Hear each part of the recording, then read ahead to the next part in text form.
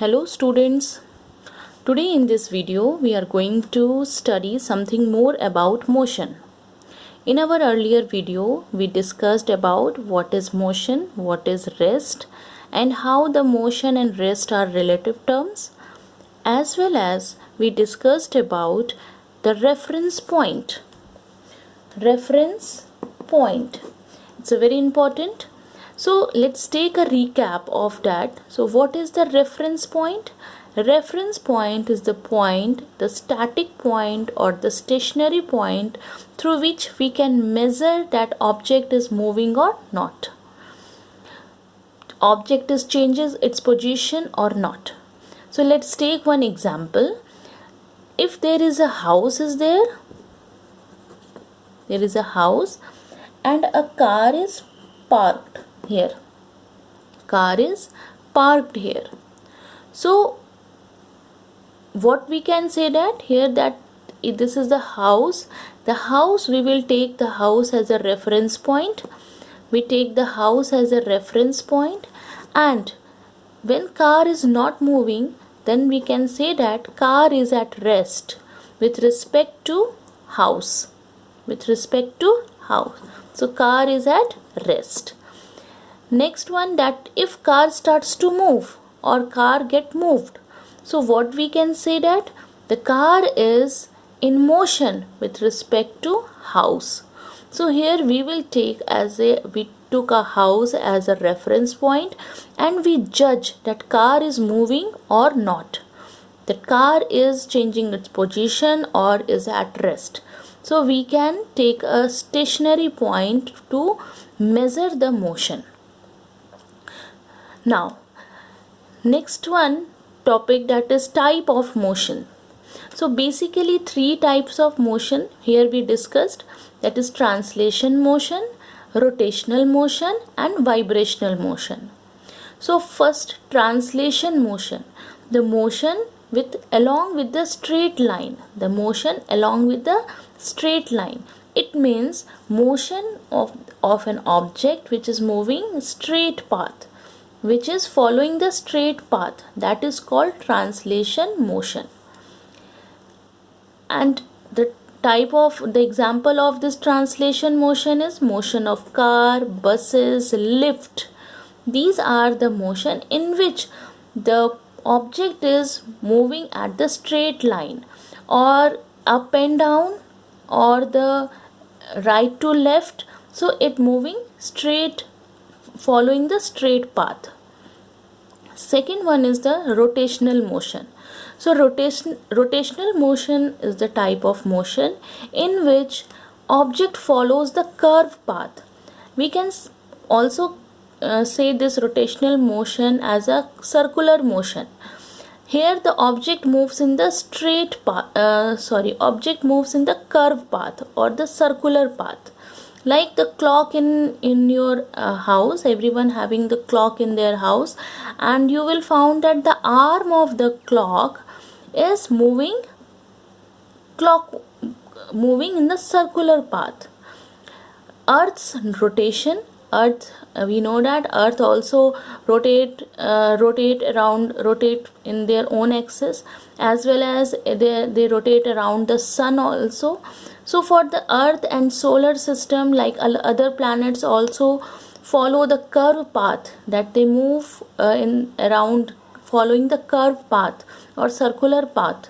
So that is called the rotational motion. Next one is your vibrational motion.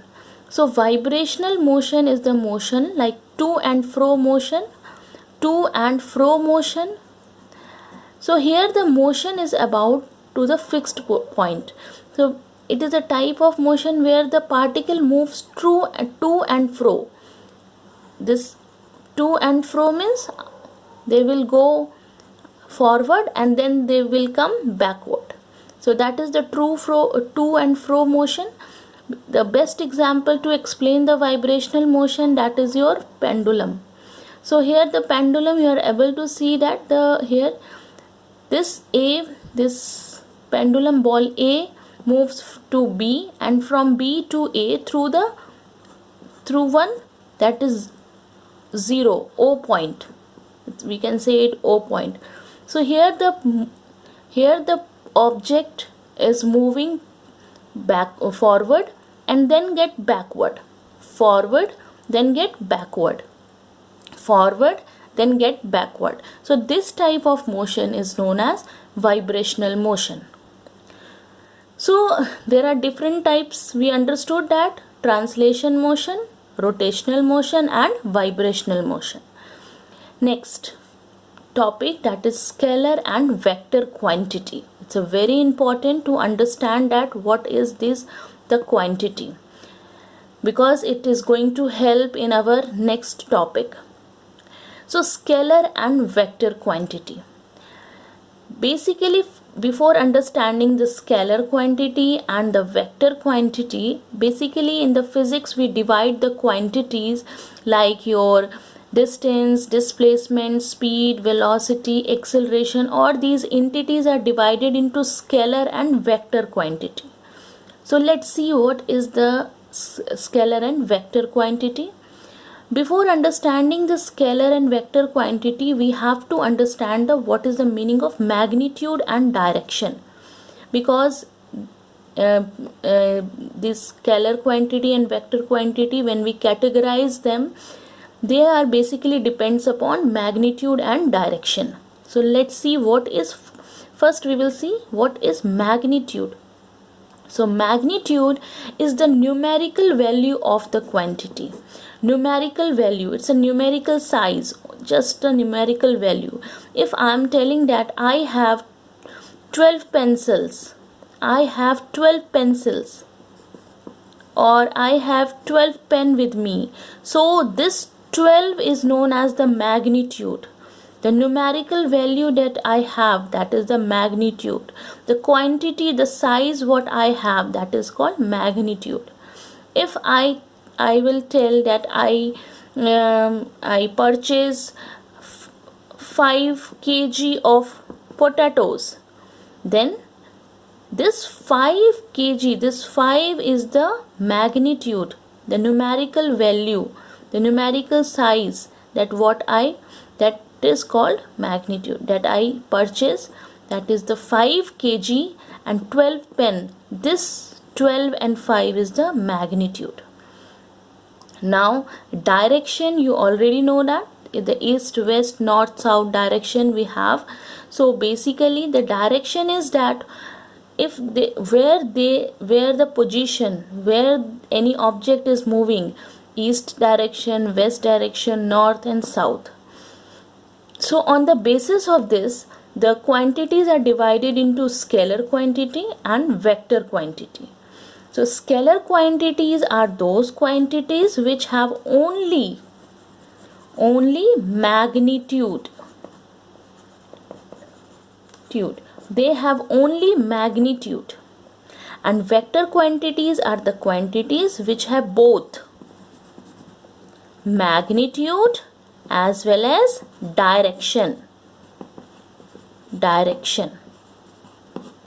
So here the vector quantity which have both magnitude as well as direction, and scalar quantity which having only magnitude. So let's see one example that of scalar and vector quantity. This is a bus, and this bus is just moving. We are saying that the bus is in motion, and the speed of the bus is 5 km/h. So here the 5 is your magnitude. So 5 is your magnitude. And so if we will say that the speed of the bus is moving and bus is moving with the speed of 5 km, so 5 is your magnitude. That type, this is called your, because the speed having only, it shows that only the speed of the bus, that bus is moving with 5 km/h, that it is your scalar quantity. But if we will going to tell that bus is moving towards the east,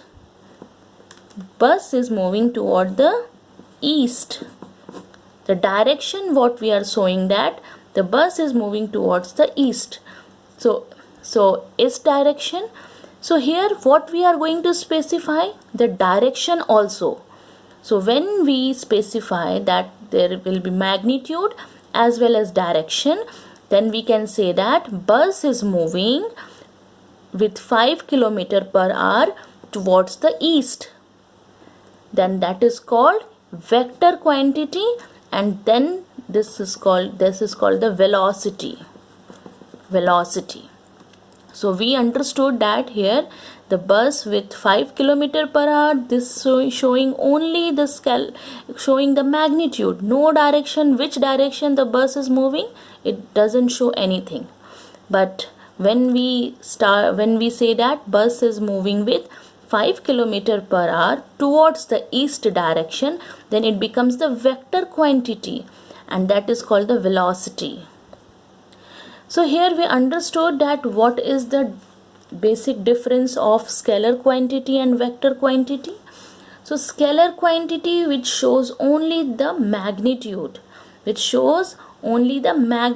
that how much the numerical value it contain. It doesn't show any type of direction, no direction they will show. But in vector quantity, they shows that magnitude as well as direction.